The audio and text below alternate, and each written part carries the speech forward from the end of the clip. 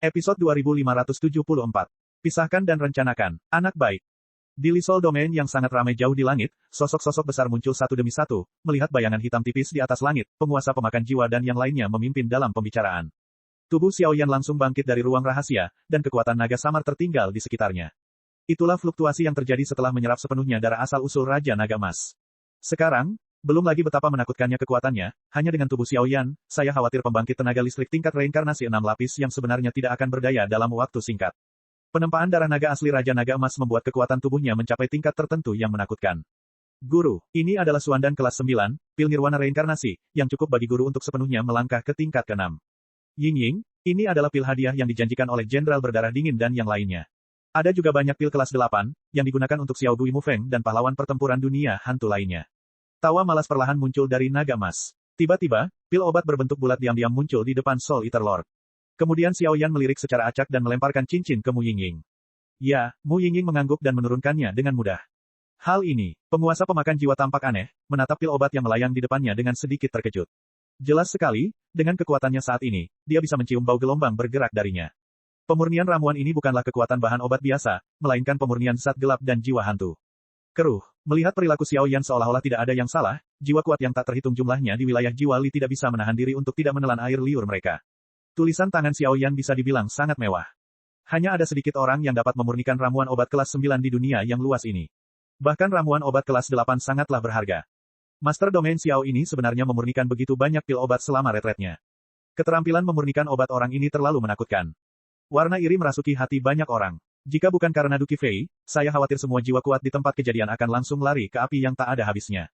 Apa yang kamu lihat? Jangan turun berlatih, bersiaplah untuk bencana berikutnya. Setelah beberapa kali menghela nafas, suara perkasa Duki Fei ditransmisikan ke seluruh alam jiwa Li.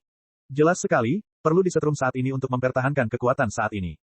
10 menit kemudian, di ruang konferensi markas besar Li Hunyu. Saat ini, sebagian besar gedung bertingkat berkumpul di sini. 10 Aola Yan Luo, keluarga Xiao Gui, Jenderal Berdarah Dingin dan lainnya, serta Yuan Yan, Yun Qi, bekerja keras untuk mencapai puncak alam jiwa. Tentu saja, pil obat tersebut telah didistribusikan, sehingga Jenderal Berdarah Dingin dan yang lainnya dapat secara sukarela bergabung dengan wilayah api tak berujung. Tuan Xiao, sekarang lukamu sudah sembuh, apa rencanamu? Seluruh aula penuh dengan kegembiraan, tetapi setelah beberapa saat, suara beberapa orang kuat yang dipimpin oleh pengadilan Li Hunyu dan pengadilan adalah yang pertama memecah perdamaian. Penguasa pemakan jiwa dan penguasa petir sedang duduk bertumpukan, menyaksikan semua ini dengan acuh tak acuh. Hal-hal ini harus ditangani sendiri oleh orang-orang ini. Rencana saat ini, bukan untuk saat ini. Xiaoyan menoleh untuk melihat dan menemukan bahwa orang-orang ini sangat bertatap muka. Mereka tampaknya benar-benar berbeda dari orang-orang yang menguasai 2 halaman pada bencana sebelumnya, jadi mereka menghindarinya. Di Lisol Domain, ada beberapa orang yang pernah membunuh Master Senior Soul Eater. Sekarang mereka semua telah diberhentikan dari jabatannya. Ini semua adalah rekrutan baru, tetapi kekuatan dan prestise mereka tidak boleh diremehkan, dapat dipercaya.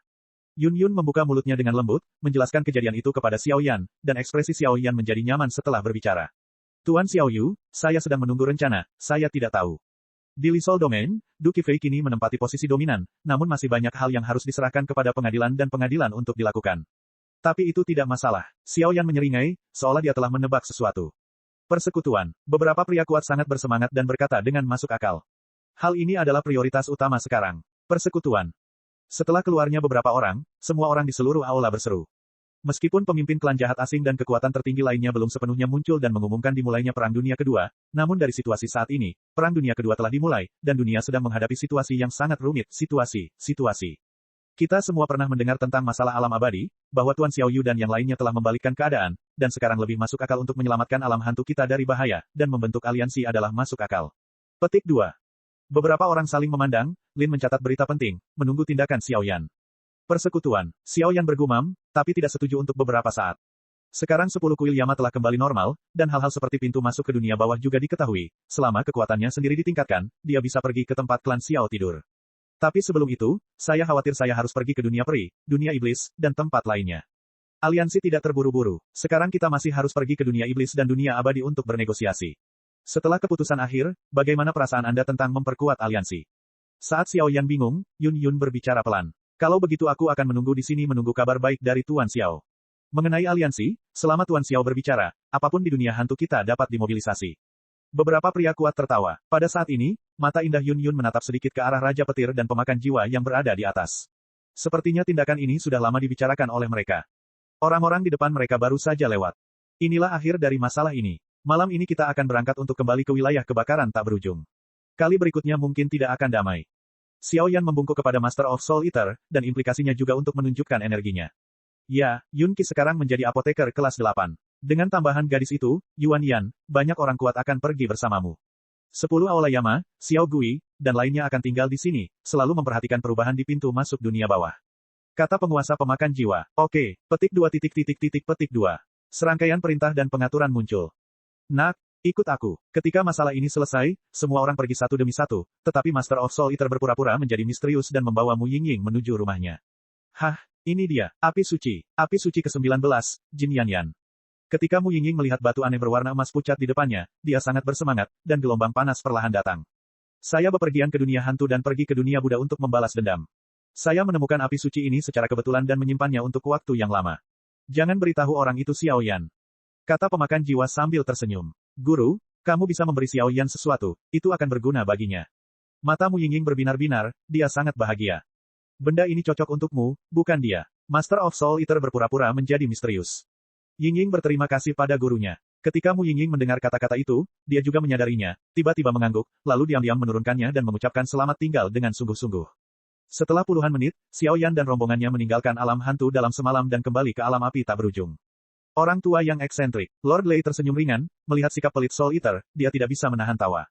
Namun, dia sepertinya menantikannya di dalam hatinya. Mungkinkah itu kesalahpahaman antara dia dan Xiao Tianming? Master of Soul Eater tersenyum tak berdaya saat dia melihat ke arah Xiao Yan dan yang lainnya yang sedang berjalan pergi.